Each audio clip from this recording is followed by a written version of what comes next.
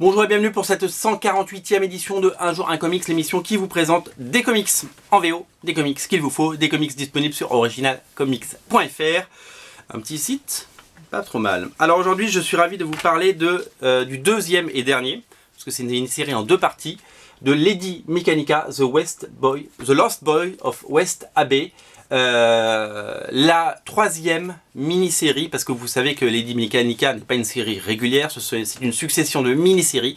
La première faisait 5 numéros, la deuxième faisait 6 numéros, la troisième fait seulement 2 numéros. C'est une histoire en 2 chapitres, une petite histoire que Joey Benitez a voulu raconter.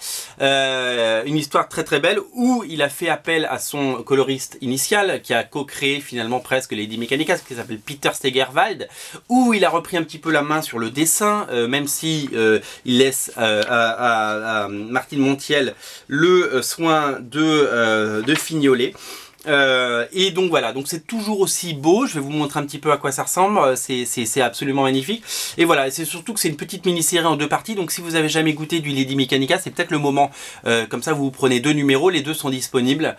Et puis bah, vous pouvez vous faire un avis. Alors Lady Mechanika, c'est un énorme, c'est un énorme pari artistique et c'est surtout une réussite totale à ce niveau-là, puisque c'est vraiment un des plus beaux comics que vous verrez en ce moment sur les rayons. L'histoire est vraiment très bien. Cette histoire à la base de cette personne avec des bras mécaniques qui est espèce de sorte de Sherlock Holmes dans un monde steampunk aux accents victoriens, au Roland de Jules Verne avec une technologie à la vapeur. Enfin voilà, c'est assez, c'est graphiquement hyper travaillé.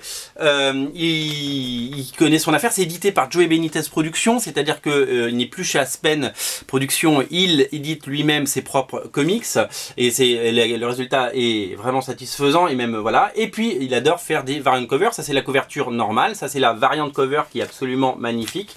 Et il y a même une incentive cover qui est là. Qui est assez rare et d'autant plus qu'on devait en recevoir 4 et qu'on en a reçu qu'une, donc je suis un petit peu vexé. Ça c'est la mienne, donc il y en a une en plus de ça. J'ai réussi à la trouver pour moi. Alors ben on va prendre celui-là, tiens. Donc voilà, donc Lady Mechanika, je vais vous montrer un petit peu à quoi ça ressemble. Je trouve que de toute façon, enfin, il n'y a rien à dire, graphiquement c'est toujours aussi beau, graphiquement c'est toujours aussi parfait. Joey Benitez a vraiment créé quelque chose d'unique et son succès, ben, vraiment il est mérité. Il faut savoir que le tome 1 est sorti en français. Alors ce que je peux vous dire sur le tome 1, la série en VF, le tome 1 reprend la moitié de la première série, donc le tome 2 sortira à la rentrée, donc une fois que vous aurez le tome 1 et le tome 2, vous aurez la première mini-série, et en 2017 on va enchaîner sur la deuxième mini-série qui sera le tome 3, puis 4, etc. etc. Il n'y aura pas de renumérotation, ça va être une série. Et a priori, sur le premier mois, la série marche très bien, puisque la série était, Lady Mechanika tome 1 était dans le top 10 de Livre Hebdo il y a 15 jours, était dans le top 10 d'Amazon.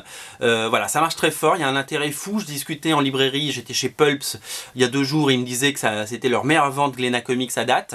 Voilà, donc ça a l'air de très bien partir, et comme il va y avoir au moins, il y a 3 mini-séries, donc il y aura, je veux dire, au moins 5 tomes ou 6 tomes en VF. Donc je pense qu'on va se régaler, on va vraiment se régaler. Vous allez pouvoir lire longtemps du Lady Mechanika si vous avez aimé Lady Mechanika. Alors c'est absolument, on l'a dit, somptueux graphiquement. Je ne vais pas trop vous en montrer parce que je ne vais pas vous spoiler. Mais voilà, l'univers est très riche, c'est vraiment très chouette, et l'univers prend encore plus de... Voilà, moi je trouve que c'est encore mieux parce qu'on voit la patte de Joey Benitez plus que sur la mini-série d'avant, et je trouve que bah, voilà, plus il nous en donne, plus on en veut, et c'est ça qui est bon. Alors, on parlait d'en avoir plus, à la fin, tout à la fin, il y a un truc qui est absolument merveilleux, c'est cette petite pub. C'est la variante cover de la prochaine mini-série. Alors la prochaine mini-série, elle arrive en septembre, elle s'appelle La Dama de la Muerte. Je pensais qu'on disait la Dama de la Muerta, mais non, c'est la Dama de la Muerte a priori. Ou alors il y a un truc que j'ai pas compris. Je parle pas du tout espagnol. C'est la quatrième mini-série qui arrive en septembre. Elle sera en 3 parties. Donc voilà, donc on va avoir une mini-série en 3 parties qui arrive à partir du mois de septembre. Et les couvertures sont une nouvelle fois superbes. Et il a reconduit son équipe, hein, Martial Chen au scénario, Joey Benitez et Martine Montiel au dessin, et Peter Stegerwald à la couleur. Regardez comme c'est beau. Ça c'est déjà en précommande sur originalcomics.fr, donc vous ne pouvez pas vous tromper. Voilà, c'est disponible, 3 couvertures, sinon rien. C'est comme le Ricard. Et voilà, moi je vous invite vraiment à sauter dessus si vous aimez les beaux comics. Je sais que vous aimez Lady Mechanika. C'est une série qu'on a soutenue, c'est la première série qu'on a vendue sur originalcomics.fr quand on a commencé il y a 1 an et demi. Et donc elle a une histoire toute particulière chez nous. Et voilà, je vous invite à sauter dessus. C'était la 148e émission, je sais plus où j'en suis, heureusement que je prends des notes. Lady Mechanika, la fin de la 3e mini-série en attendant la 4e. Salut!